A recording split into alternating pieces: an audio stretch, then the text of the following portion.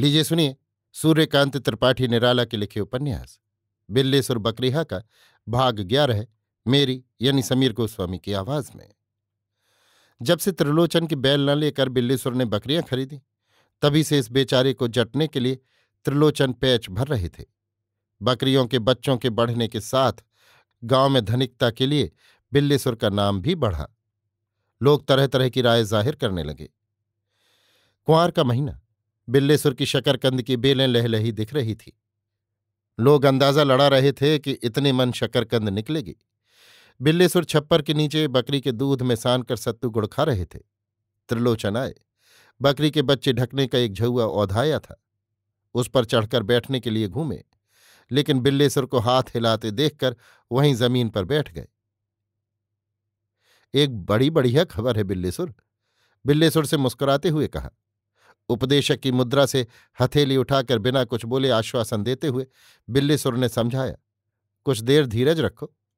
त्रिलोचन ने पूछा, भोजन करते बोलते नहीं क्या? गंभीर भाव से आंखें मूंदकर सिर हिलाते हुए बिल्लेसुर ने जवाब दिया। त्रिलोचन अपनी बात का सिलसिला मन ही मन जोड़ते रहे। जल्दी जल्दी सत्तू खाकर बिल्लेसुर उठे, पनाले के पास बैठकर हाथ धोए, कुल्ले किए, अभ्यास के अनुसार जनेऊ में बंधी तांबे की दंत खोदनी उठाकर दांत खरीका किए, फिर कुल्ले किए और एक डकार छोड़कर सिर झुकाए हुए कोठरी के भीतर गए। त्रिलोचन देखते रहे। बिल्लेसुर एक खटोला निकालकर बाहर ले आए, डालकर कहा, आओ जरा संभल कर बैठना, हचकना नहीं। त्रिलोचन उठकर खटोले पर बैठे। एक तरफ बिल्लेसुर बैठे।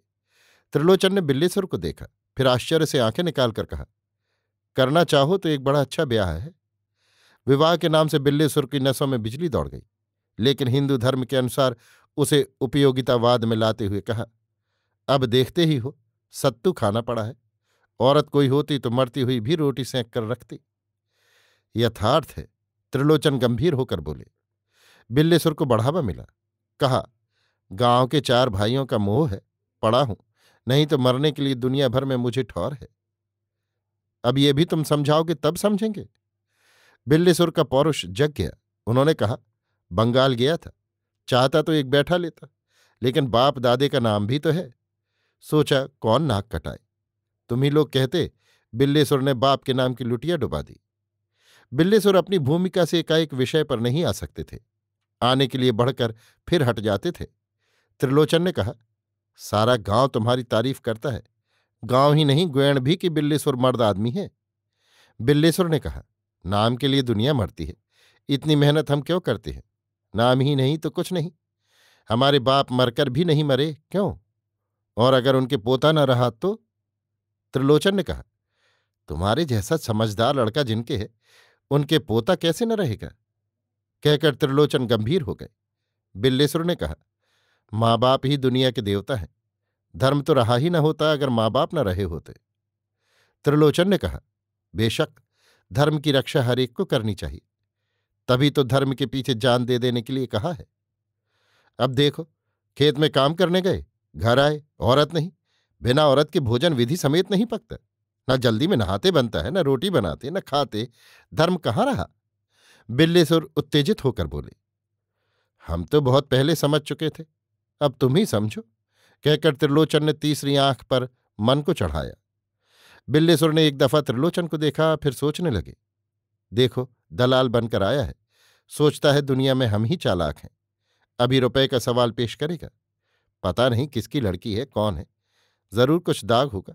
अड़चन यह है कि निबाह नहीं होता, भूख लगती है इसलिए खाना पड़ता है, पानी बरसता है, धूप होती है, लू चलती है इसलिए मकान में रहना पड़ता है, मकान की रखवाली के लिए ब्याह करना पड़ता है, मकान का काम स्त्री ही आकर संभालती है।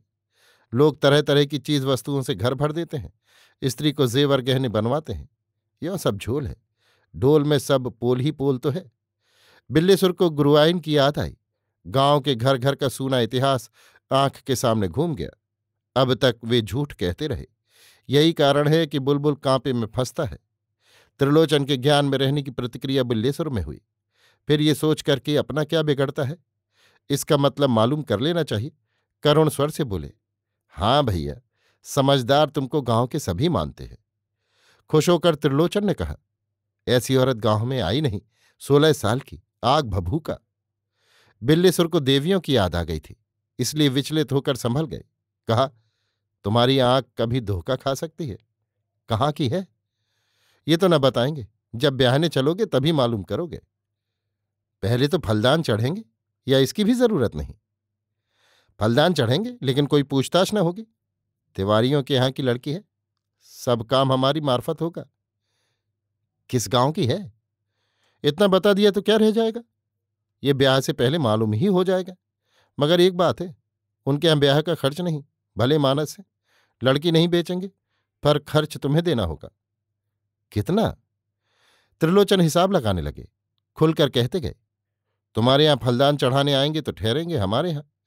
थाल में 7 रुपये रखेंगे और नारियल के साथ एक थान, इसमें 20 रुपये का खर्च है। ये तुम्हें फलदान के दिन से 7 रोज पहले दे देना होगा। फिर फलदान चढ़ जाने पर 150 रुपये विवाह के खर्च के लिए उस दिन देना पड़ेगा, सब हमारी मार्फत। भले आदमी है, नहीं निभा सकते। तुमसे हाथ फैला कर लें तो कैसे? द्वार के 4 से ब्याह भात और बढ़हार बरतौनी तक 150, दाल में नमक के बराबर भी नहीं। लेकिन तुम्हें भी तो नहीं उजाड़ सकते, कुल में तुमसे बड़े। बिल्लीसुर ने कहा, कुल में बड़े हैं तो ब्याह फलेगा नहीं। मन्नू वाजपेयी ने रुपए न होने से उतर कर ब्याह किया, लड़की बेवा हो गई। भैया, मुझे तो यही बड़ा डर है कि कहीं। त्रिलोचन का चेहरा उतर गया। बोले, घबराते हो नाहक? जितने बड़े हैं सब बने हुए हैं, असल में बड़े हैं नहीं। मन्नू वाजपेयी की लड़की ने अपने पति को मार डाला। कहते हैं उसकी उम्र ज्यादा हो गई थी, मायके में ही बिगड़ गई थी, इसलिए मन्नू ने उसका ब्याह उतर कर दिया। अपने यार के कहने पर उसने पति को जहर खिला दिया। वो कुछ दिन से बीमार था, दवा हो रही थी। कहीं यह भी ऐसा ही मुझ पर करे? बिल्लीसुर शंका की दृष्टि से देखने लगे। कहता तो हूं किसी तरह का खौफ न खा, बिचवासी मैं हूं। लड़की में न दाग, न कलंक, न चाल चलन बिगड़ा, न काली कानी लंगड़ी लूली।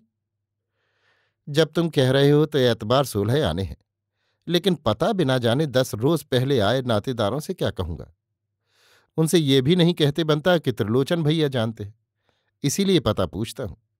दूसरी बात, कुंडली बिचरवा लेनी है। लड़की की कुंडली ले आओ, मैं अपने सामने बिचरवाऊंगा। लड़की मंगली निकली तो बेमौत मरना होगा। ब्याह करना है तो आंखें खोलकर करना चाहिए। त्रिलोचन मन से बहुत नाराज हुए। बोले, ऐसी बातें करते हो जैसे बाला के हो। तुम्हारे यहां वे नहीं आए और कभी कोई भलमानस ना आएगा।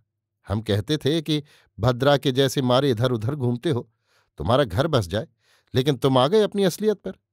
मान लो तुम ही मंगली निकले तो कौन बाप अपनी लड़की तुम्हें सौंप देगा? रही बात नातेदारी वाली, सो हम तो इसे 16 आने बेवकूफी समझते हैं। बैठे बिठाए 25 रुपये का खर्च सिर पर। हम तो कहते हैं चुपचाप चले चलो, विवाह कर लाओ। लड़की के बाप का नाम मालूम करना चाहते हो तो चले चलो, उनका घर भी देखा। लेकिन तुम्हारा जाना शोभित नहीं है, गांव भर तुम दोनों को हंसेंगे। बिल्लीसुर को कुछ विश्वास हुआ, लेकिन रुपए की सोच कर कटे। लड़की के रूप का मोह भी घेरे था। सैकड़ों कलियां चटक रही थी, खुशबू उड़ रही थी, पर त्रिलोचन पर पूरा पूरा विश्वास न हो रहा था। पूछा, यहां से कितनी दूर है? 3-4 कोस होगा। बिल्लीसुर ने सोचा, एक दिन में चलेंगे और लौट भी आएंगे, बकरियों को बड़ी तकलीफ न हो गई, पत्ते काट कर डाल जाएंगे। बोले, तो चले चलो भैया, देख लेना चाहिए, जिस दिन कहो तैयारी कर दी जाए। त्रिलोचन ने मतलब गांठ कर कहा, अच्छा, आज के चौथे दिन चलेंगे। अभी आप सुन रहे थे सूर्यकांत त्रिपाठी निराला के लिखे उपन्यास बिल्लीसुर बकरिहा का भाग 11 है, मेरी यानी समीर गोस्वामी की आवाज में।